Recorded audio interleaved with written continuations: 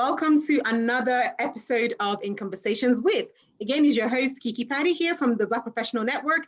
And today I will be chatting with Denis Lindsay, a partner at Cambridge Management Consulting. Amazing. I forgot it and he saved me. Denis, it's great to have you here today. So I'm going to be chatting with Denis today to hear more about Denis's professional career, get a little bit personal so we can get some inspiration about how we and other Black professionals across the UK can become the change that we want to see in the world. So Denis, I'm so excited to have you here today. Thank you. Very excited to be here. Great. Let's start with the first question, Denis. Tell us a little bit about yourself. So I've been in Bristol for over 25 years now, but in terms of professional experience, I spent most of my time working in London and the South East. So I've been really working on global initiatives that are kind of concentrated on digital transformation, business critical transformation involving technology change. That's what I've been doing for multinationals.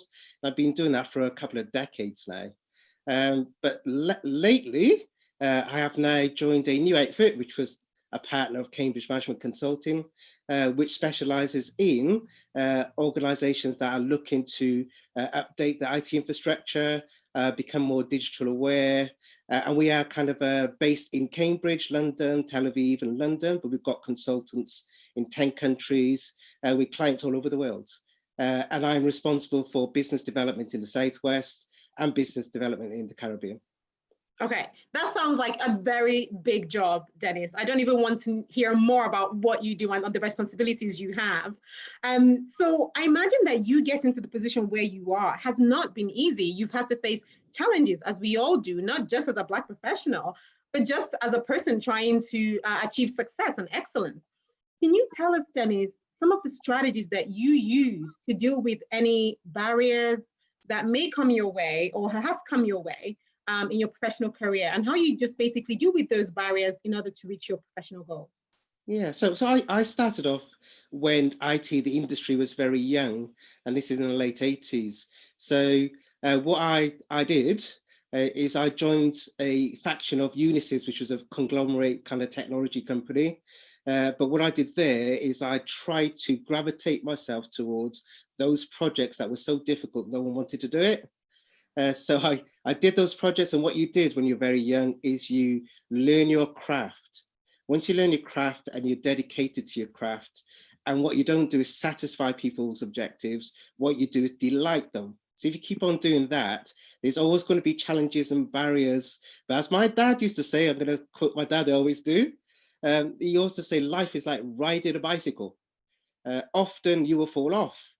But what you don't do is lay in the dirt, you dust yourself off, because every time you fall off, it's a learning opportunity. You get back on the bike and you dust yourself off. And even if you become proficient, so you think of riding a bike, you will still fall off. But you then take that as a learning opportunity, you dust yourself off, you carry on. So what I've done in my career is always make sure that I'm very well prepared. I don't listen to naysayers. I always think that I do the impossible every day. Miracles just take me a little bit longer, and that's how I get myself through. I love that so much, and I love hearing quotes from your dad. I will be asking you about your favorite quote later, so save something for me. You can give me multiple favorite quotes. Denis, thank you for sharing that. So one of the things we like to do with the BPN, as you know, is to enable other Black professionals to progress in their careers, to become excellent in their professional lives. What tips would you offer young Black professionals out there who want to get into senior roles, who want to get into management positions, for example, to help them, that tips that have helped you in your own career, to help them progress into those senior management roles? Okay, well, firstly, what I would say, again, nothing's impossible. So there's loads of barriers. And if you listen to all of the statistics, one being 12.5% of the population in the UK are so-called VAME, but only 6% of those, only 6% of senior managers are VAME. So don't listen to that. What you need to do is build on your strengths. Know what you want to do in your career. Do you want to be a subject matter expert, or do you want to be in management? Either one of those, be good at your craft, gravitate to professional accreditations. Because when people are saying to you, wow, it's great that you're doing this and that for me, but you're not the right fit, or you haven't got the right credentials, or you're too young, have in your toolkit those things that you can combat those strategies.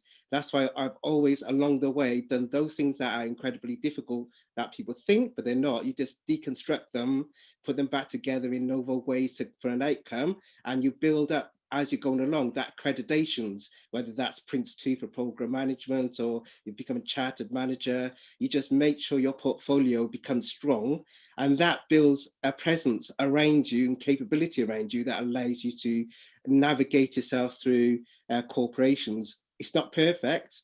I could tell you another story, but I won't, about how, you know, you don't compare yourself to other people, just compare yourself to yourself, drive your goals and be successful in what you achieve all the time. That's awesome. Thank you for that, Dennis. And actually, you've touched on something that is lingering at the back of my mind, and I'm going to ask you this question. Do you think, from your experience, that there is a greater pressure on Black professionals to be more excellent, to achieve more, to prove themselves in the employment market?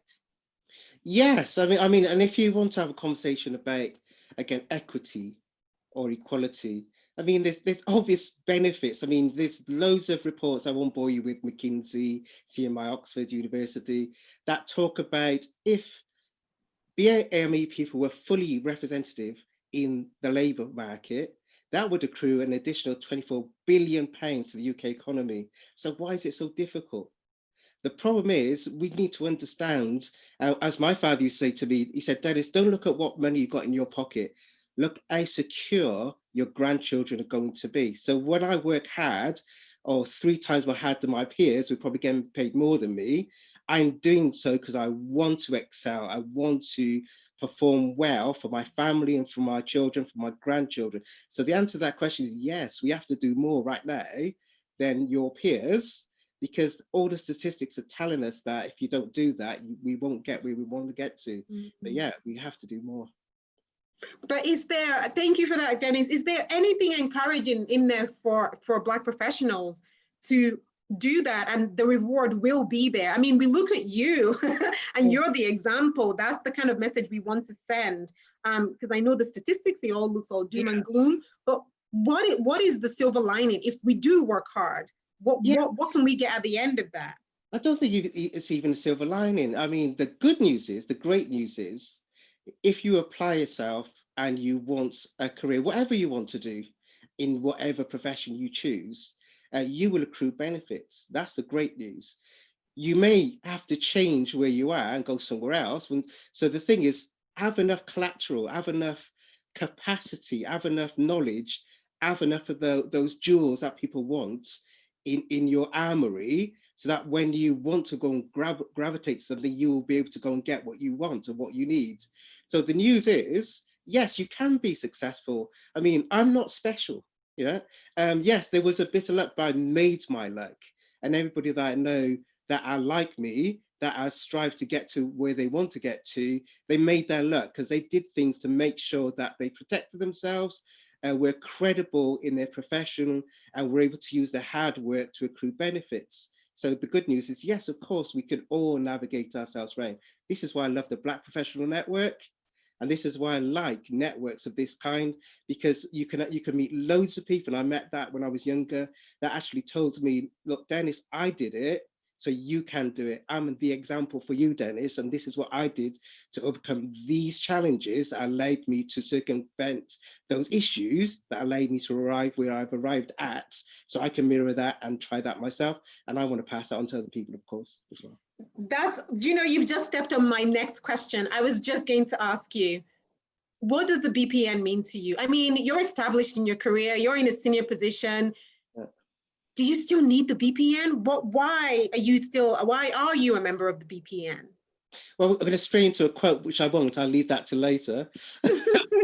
but what I will say, so I don't spoil the answer to a quote, is in my formative years, when I was making my way in my profession, I lived in London for a while. And in London, there were communities of interest around Black professionals. There was, I worked in the City of London, used to call the City. And in there was a number of networks. There was the City Circle, there was African and Caribbean Finance Forum. And there, as a young person, you can go meet people, events, workshops, mentoring sessions, sponsorships. And it helped me a lot because I could visually see successful people that I wanted to aspire to. So I love the BPN just because of what those organizations and those networks used to do for me when I was younger.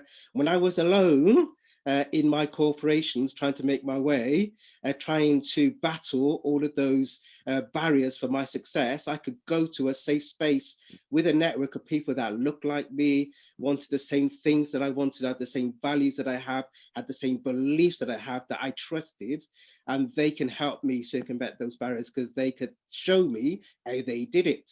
And that's why I love the BPN. And that's what we're trying to do here. That's really all we're trying to do here, to provide that visual platform for people to say, why I can aspire to this. And that's, I hope we're achieving that. Okay, now it's time for your favorite quote. Hit me with it. Well, I've got, as you know, I've got loads of quotes. I've got loads I know. as well. Yeah, I've got loads of it. But the quote I would use now, based on what you said previously, would be, I am for truth, no matter who tells it. I am for justice, no matter who is for or against. I am a human being first and foremost. And as such, I am for whoever, whatever benefits humanity as a whole. That's a Malcolm X quote. Why I love that quote is because it's been my guidance for how I want to project myself, how I volunteer. I like to do lots of social enterprise volunteering. So in Bristol, I've been, you know, a chair of a governors for a school. I've been the vice chair of the Governor Support Network. I've been on the steering committee for a North Bristol Post-16 Centre. I could keep going, yeah. But why I did that, I'm now the non-executive director for Bristol Credit Union, and I'm on the board of the Charter Management Institute South Regional Board. Why I do it is I want to be able to provide other people like myself who came from where I came from with the ability to achieve and to reach their full potential. I want to be in social enterprises that meet the requirements or satisfy, they exist for the communities that they serve, that would ordinarily get those services or those products that normal people would get, which is why I like the Bristol Credit Union, because they offer alternative finance and they offer ethical finance to people that wouldn't ordinarily be able to get access to banking services. So that quote actually guides me on why do I volunteer, why am I involved in the BPN, why am I involved in the other places, because I want to be able to bring people or my people or people in the BAME community more options, more opportunities, so they can also accrue benefits from being involved in things that I do. Dennis, that's really inspiring. Thank you so much for that. And just before we wrap up, I have one fun question for you, as I do. So now imagine that I am shipping you off to a desert island. Yeah. And you're only allowed to take 3 items. What 3 items will you take with you and why? I would take 2 books, The Fire Next Time, James Baldwin, and I'd probably take Seize the Time, Bobby Seale, so I could read something. I would eat it very quickly, so I wouldn't want it to perish. I would take my wife's goat curry, and I said that on purpose that way around, goat curry. So I would have something nice to eat, and at least I'd have a last good meal. And the last thing I would take with me is integrity, because you've got to take that wherever you go. Dennis, thank you so much. You cheated a little bit because that's 4 items, but I will let that slide. Dennis, honestly, thank you so much for sharing your wisdom with us. And integrity is something that we need more of in the industry. And you've shared a lot of inspiration with us today. Thank you for all the contributions that you make in the Employed Network, in the BPN network as well, and inspiring Black professionals who are joining us, watching this interview, to become the change that they can do similar to what you're doing. And like you said, if you can visualize it, then you can aspire to be it. Guys, it's Kiki here signing off. Dennis, thank you so much. Thank you very much. All right, guys, I'll catch you next time in the next series of In Conversations With. Goodbye. Thank you.